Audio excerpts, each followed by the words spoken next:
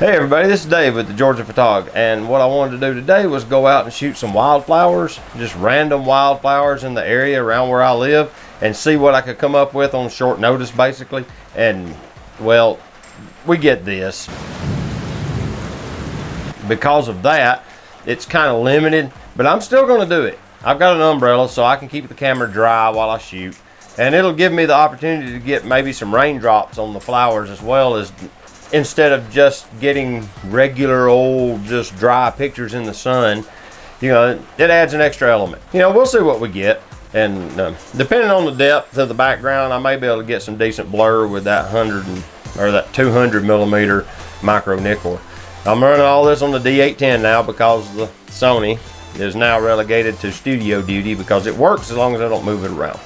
So I've got it rigid mounted to a tripod out here in my studio, and it allows me to film all of my dialogue shots on location with a good lens. So with that, let's go outside. Tip number one, light. Light is the most important thing in all of photography because that's what you're capturing on your image.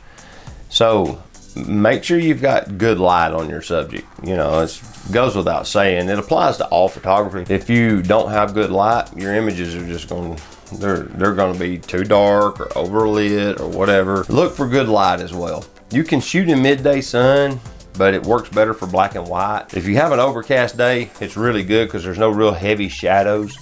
The shadows are real soft, so your images will turn out a lot better, because with harsh shadows on flowers, a lot of times don't look real good. That's tip number one.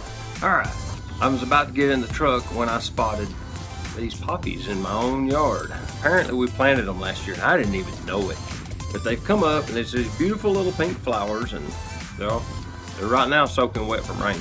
So we're going to get out the 200 millimeter and we're going to see if we can't get some kind of background blur for some distance shots. So I'm going to go down and see if we can't get a decent picture of these little poppy flowers.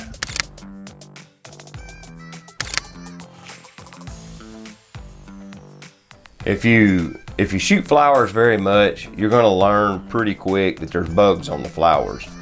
That's an extra element. Don't think it's a problem. Don't try to get the bugs off. Just incorporate them into your shot. You know, wildflowers don't have pesticides, so the bugs love them. That's kind of the point of a flower, is to attract insects so it'll spread pollen. So you're going to find little bitty bugs, you're going to find flies, you're going to find all sorts of stuff. And if you look at my pictures, you'll see there's little insects pretty much on every flower. It's part of wildflower photography.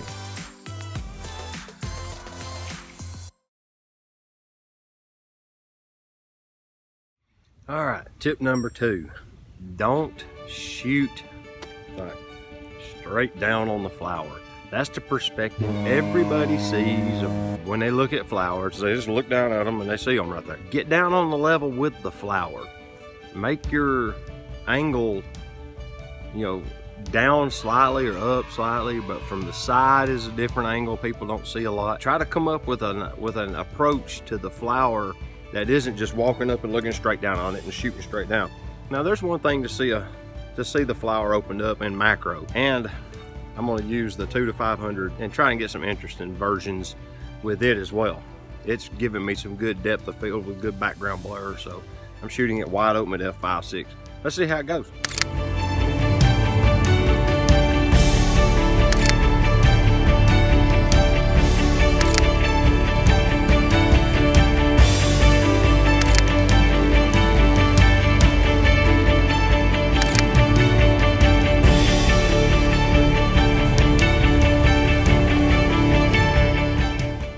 Okay, I've stopped at the end of the road here, and I'm going to show you what I've seen right across the intersection.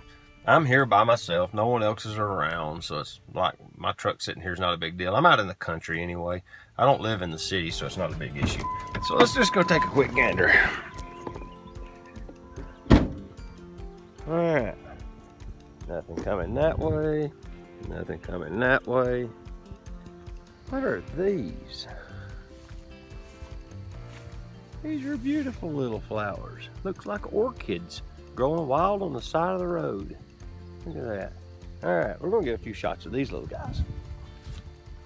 Tip number 3 would be shutter speed. high shutter speed because flowers blowing the least bit of wind and it'll blurry them.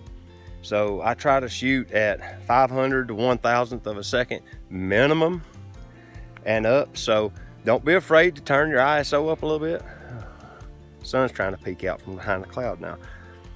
So don't be afraid to turn your ISO up. I normally run about 800 ISO, somewhere in that neighborhood. Oh, and there's a little bit of poison oak in this grass. Isn't that beautiful? Oh, and the sun's coming out, so it's gonna be high contrast. Which points to tip number 4. Use black and white if they're in direct sun, because with the direct sun, you get a really high contrast image, and black and white photos respond really well to high contrast photography. So if you get an opportunity to shoot and it's right in the middle of the day with direct overhead sun like we're starting to get here, just run them black and white and they'll look great most of the time, if you do the rest of your homework right. Let's go.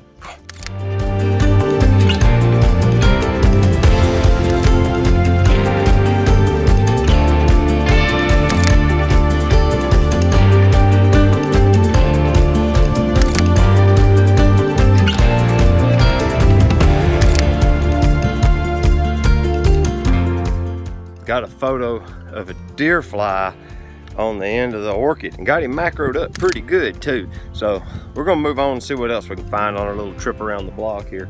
And although macro lenses are awesome for shooting beautiful photos, you don't have to have expensive glass to do it. So the next shots I'm gonna use this little 50mm f1.8D series lens. Go get some beautiful pictures of flowers with this little $100 lens. Let's do this. Everything I have photographed today has been within 5 feet of the road's edge. I mean, as you can see, there is wildflowers everywhere.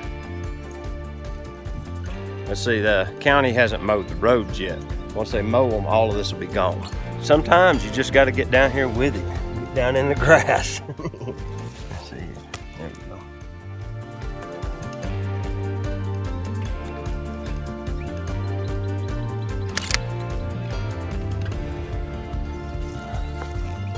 That's a beautiful little flower. And what photo shoot would be complete without a photo of this guy?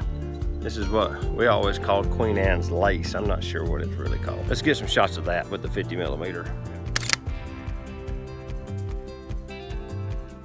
And right over there where I was shooting these flowers with the 50mm, this is across the street. All this. It's like a closed down mobile home park.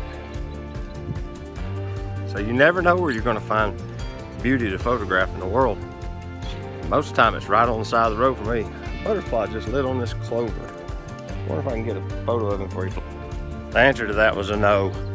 The moment I stepped into the bushes to get a picture of him, he flew away.